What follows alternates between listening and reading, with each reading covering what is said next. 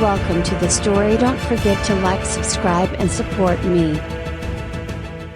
The city of Valoria had always been known for its towering clock, a relic of an ancient age that had stood for centuries in the heart of the capital. Its gears, crafted by the finest hands, had long since fallen silent. The once mighty chimes had faded into legend, told us stories to children about the magic that lurked within the clock's ancient walls. But no one truly believed in the tales. Not until the chime rang again. It was early evening when the first chime sounded, a deep, resonant note that echoed across the cobblestone streets, bouncing off the stone facades of the grand buildings that lined the city's center. People paused, frozen in place, as the sound cut through the air. The clock tower had spoken again, for the first time in over 100 years. Kyle Edrich looked up from his workbench, his eyes narrowing as he listened. The mechanical parts before him, the intricacies of a small clockwork device he'd been repairing, lay forgotten as his mind raced. Kyle was a master mechanic,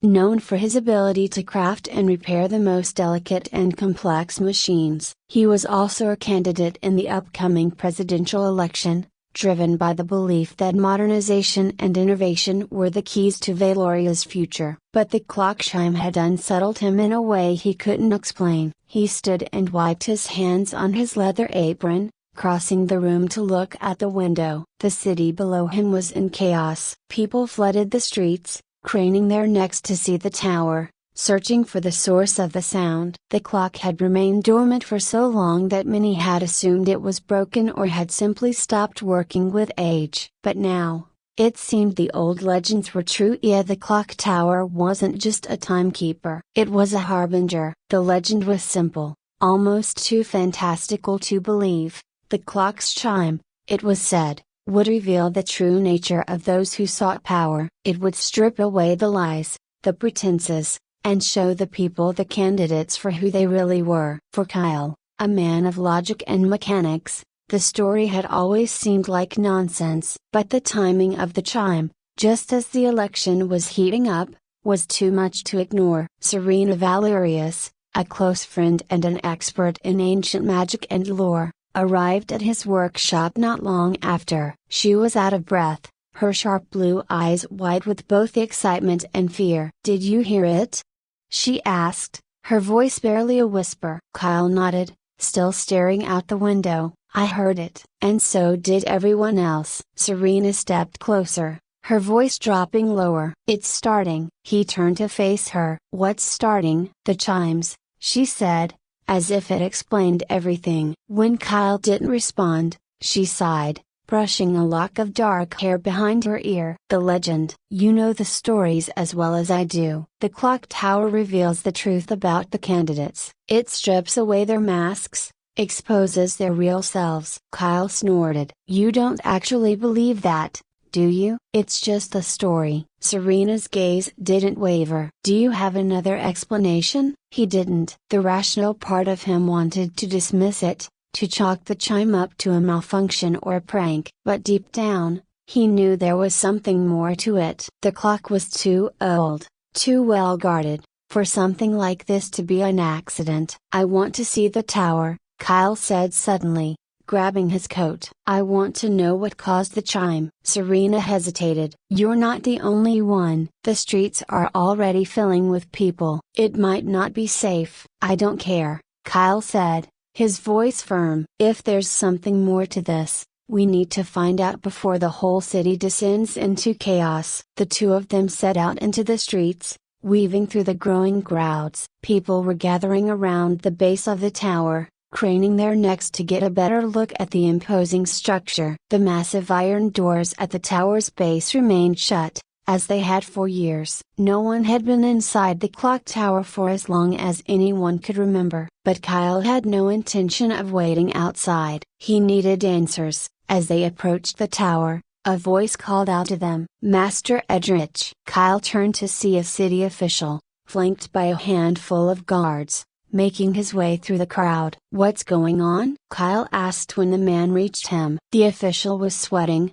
his face pale. The council is demanding an explanation. The people are panicking. Some are already saying the chime is a sign of disaster. Disaster? Kyle repeated, his brow furrowing. The official nodded. It's the old prophecy. They say the chime foretells ruin. If the clock is truly working again, it could mean something terrible is coming. Kyle glanced up at the tower. The stone walls seemed to loom over him, the shadows of the setting sun making the structure look even more menacing. He didn't believe in prophecies, but there was no denying that the clock's sudden awakening had unnerved the entire city. I'm going inside, Kyle said, his voice resolute. I'll find out what caused the chime. The official's eyes widened. Inside? But no one has been inside the tower in over a century. It's dangerous. Kyle wasn't deterred. He turned to Serena. Are you coming? Serena hesitated for a moment, then nodded. If anyone can figure out what's going on, it's you. Together, they pushed their way through the crowd and approached the tower's iron doors. Kyle examined the lock, his fingers tracing the intricate mechanisms. It was old, but not impossible to bypass. With a few deft movements, he managed to unlock the door. The heavy iron creaked as it swung open, revealing a dark, spiraling staircase leading up into the tower. Serena held up a lantern, the light flickering as they stepped inside. The air was thick with dust, and the walls were lined with ancient gears and mechanisms. It was a marvel of engineering, even by Kyle's standards. But there was something else, yet a presence that seemed to linger in the air, as if the tower itself was alive. As they ascended the stairs, the chime rang again. This time, it was louder, closer. Kyle's heart raced as they reached the top of the tower. The massive clock face loomed before them, its hands frozen in place. But what caught Kyle's attention was the center of the mechanism, a glowing, pulsing light that seemed to radiate energy. Serena gasped. It's magic. Kyle shook his head. No, it's not. It's something else. Some kind of power source. But Serena wasn't listening. She was already moving toward the glowing light, her hand outstretched. This is what's causing the chime. It's a magical artifact, tied to the clock. It must be what's revealing the truth about the candidates. Kyle frowned. If that's true, then why now? Why has it started working again after all these years? Serena didn't have an answer. But as they stood there, the light began to flicker, and the air around them grew colder. Kyle felt a sense of foreboding wash over him. Whatever was happening, it wasn't good. We need to get out of here, Kyle said, pulling Serena back from the mechanism. Something's not right. But before they could leave, the ground shook, and the clock let out a deafening chime. Kyle and Serena were thrown to the floor as the tower rumbled around them. The chime echoed through the city, sending people into a panic. And then, just as suddenly as it had begun, the shaking stopped. The tower fell silent once more. Kyle slowly got to his feet, his heart pounding in his chest. We need to warn the council. This is bigger than just an election. Serena nodded, her face pale. The chimea, it's a warning. Something is coming. Kyle's mind raced as they descended the stairs, his heart pounding louder than the lingering echoes of the clock's chime. Serena kept pace beside him, her eyes fixed ahead, lips pressed into a thin line. The towers had gone quiet again, but the heavy weight of the silence felt even more unsettling. Something terrible was on the horizon. He didn't need to believe in magic to know that. They burst out of the tower's iron doors and into a sea of frantic faces. People were shouting, some weeping, others murmuring prayers to gods Kyle had never heard of. The square outside the tower was a maelstrom of panic. Kyle scanned the crowd, searching for anyone in authority, anyone who might have some sense of control. We have to tell the council, Serena said, grabbing his arm. They need to know what we found. Kyle nodded, his jaw clenched. But we can't go to them empty-handed. If we just tell them there's some ancient artifact inside the tower, they'll dismiss it as superstition. We need proof. Serena frowned. Her brow furrowed. Proof? The chime is proof enough. You saw what happened in there. The clock's mechanism is connected to the artifact. It's not just a coincidence. Kyle pulled his arm free from her grasp. You don't understand. The council won't act on speculation. Especially not in the middle of an election. We need to find out what that artifact is, how it's tied to the clock, and most importantly, how to stop it. Serena's gaze softened, but she nodded. Alright, but we don't have much time. Every chime is getting stronger. I'm afraid of what will happen if it rings again. They hurried through the streets, avoiding the growing crowds and the curious eyes that followed them. Kyle's workshop, nestled between a bakery and a weaver's shop, seemed worlds away from the chaos of the city center. Once inside, Kyle bolted the door and immediately began rummaging through his workbench, searching for tools and blueprints. Serena watched him for a moment before speaking. You think you can figure this out? Just by looking at some old plans? Kyle didn't answer right away. He spread a worn piece of parchment across the table, his eyes scanning the faded lines and notations. The blueprint was a detailed sketch of the clock tower's inner workings, passed down from one mechanic to another for generations. But there was something missing, something the blueprints didn't account for: the artifact. The clock's mechanism is almost flawless, Kyle said, his voice low. But the chimea, it's not mechanical. It's being triggered by that artifact. If I can find a way to isolate the artifact from the rest of the clock,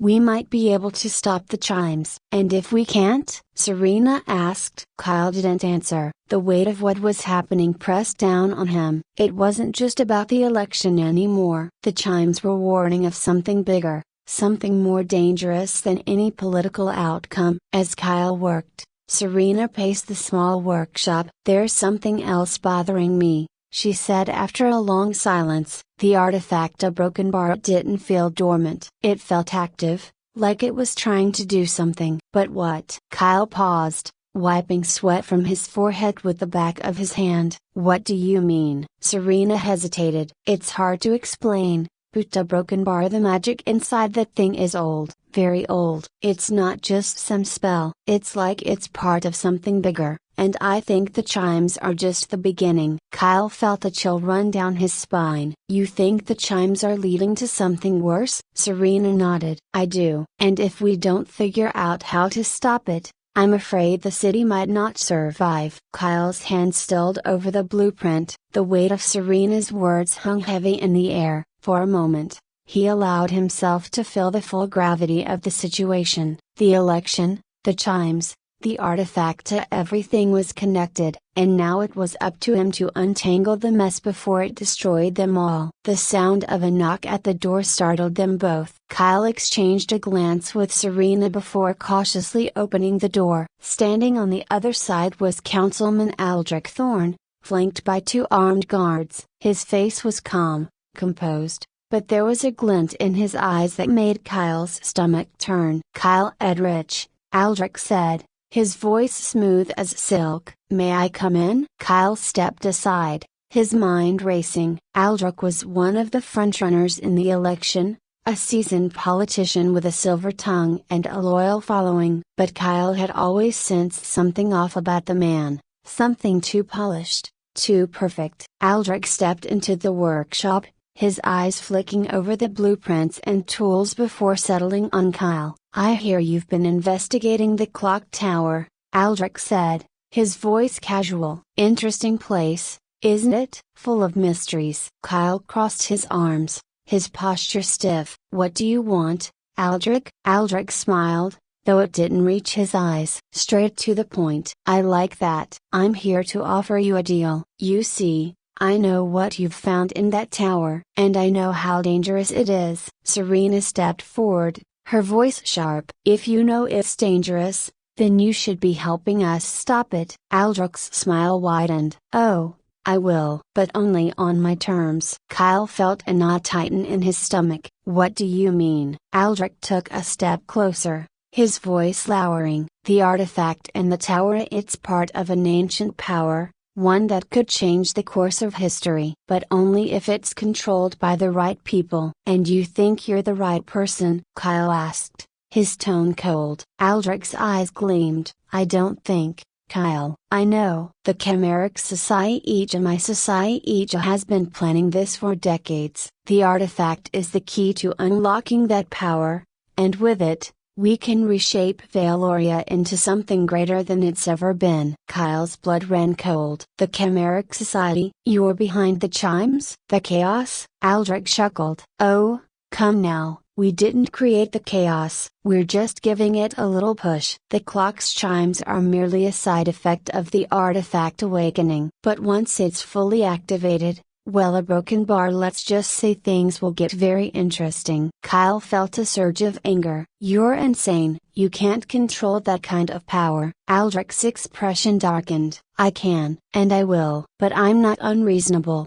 Kyle. Join me, and you can help shape the future of this city. Think of what you could accomplish with that kind of power at your fingertips. Kyle clenched his fists. I'm not interested in power. I'm interested in saving this city from people like you. Aldrich's smile faded, replaced by a cold, calculating look. That's a shame. I had hoped you'd be more reasonable, but I suppose some people can't be helped. He turned to leave, but paused at the door, glancing back over his shoulder. I'll give you one last chance, Kyle. When the chimes ring again, the clock will be fully awakened. And when that happens, it will be too late to stop what's coming. Think about it. With that, Aldrich and his guards disappeared into the night, leaving Kyle and Serena alone in the workshop, the weight of Aldrich's words pressing down on them.